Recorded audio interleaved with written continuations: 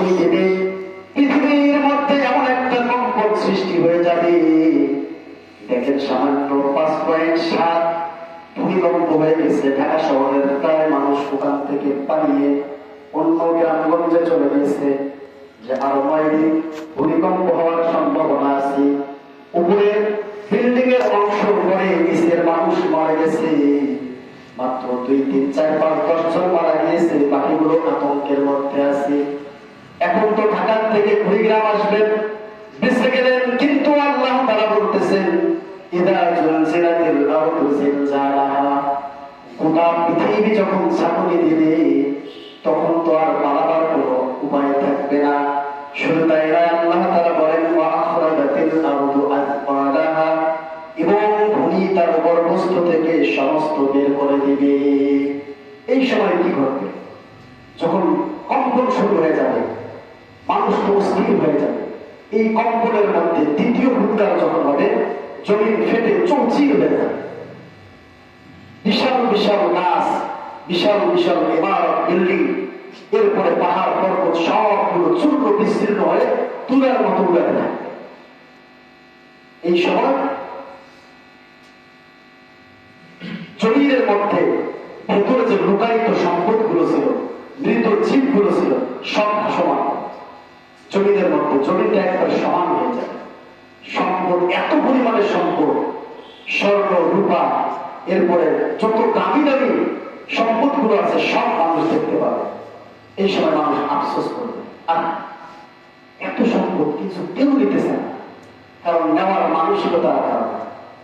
আরেক দল আফসোস করবে, এই সম্পদের জন্য জমিনে কতই না মেহনত করছে, এই সম্পদের জন্য কত মানুষকে না খুন করছে, এই মানুষের এই সম্পদের জন্য কত না মেহনত করে আল্লাহর ইবাদত ছেড়ে দিচ্ছে।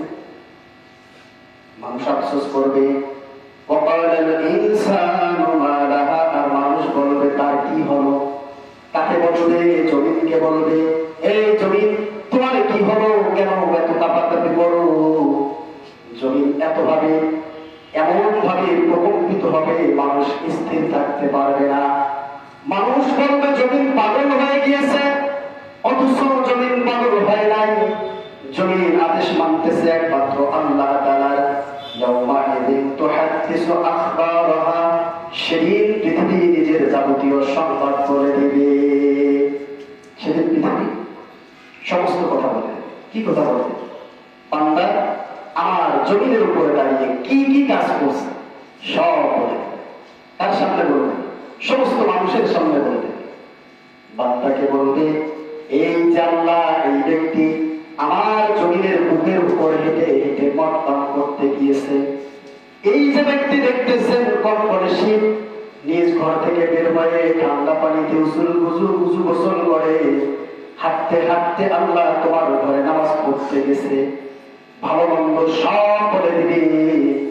অনেকে আফসোস করবে, আজকে মনে হয় মান সম্মানটা চলে গেল। গ্রামগঞ্জের সব মানুষ আমার সামনে, আজকে সব কেন্দ্রে জমিন বলে দিতেছে। জমিন ভালো মন্দ সব বলে দিবে। কারণ আপনার রব তাকে আদেশ করবে। আল্লাহ তার জমিনকে আদেশ করবে, তোমার উপরে যা যা হয়ে গেছে সব আজকে বলে। কি বলে দেবে?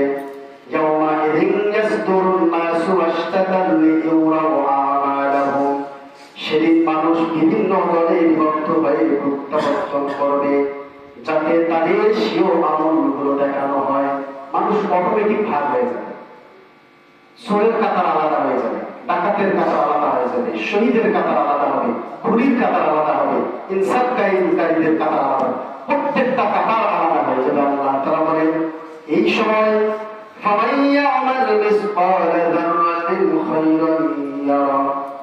অতএব জমিনের মধ্যে বিন্দু পরিমাণ যদি ভালো কর্ম করো, এর ফল আমি আল্লাহ আজকে বুঝাই দিব। এরপরে শেষে বলছেন, জমিনের উপরে যদি পরিমাণ কোনো খারাপ কর্ম করে থাকো, বান্দা এর ফল আজকে ভোগ করতে হবে, সারা করতে পারবা না। জমিন সেদিন কাউকে ছাড় দেবে না। জমিনের উপর যদি ভালো কর্ম করি, জমিন আমার জন্য জান্নাতের ফিকির করবে। আর যদি জমিন আমার জন্য জাহান্নামের ফিকির করবে। এজন্য আসুন আমাদের কর্মগুলো হালাল করতে হবে। এই হালালের কারণে আমার ইবাদত আল্লাহর কাছে গ্রহণযোগ্য হয়। আল্লাহ তাআলা আমাদের সকলকে হালাল উপার্জনের মধ্য দিয়ে আমাদের ইবাদতগুলোকে কবুল করবে। আমরা সকলে বলি আল্লাহুম্মা আমিন। ওয়া আখিরু দাওয়ানা আলহামদুলিল্লাহি রাব্বিল আলামিন।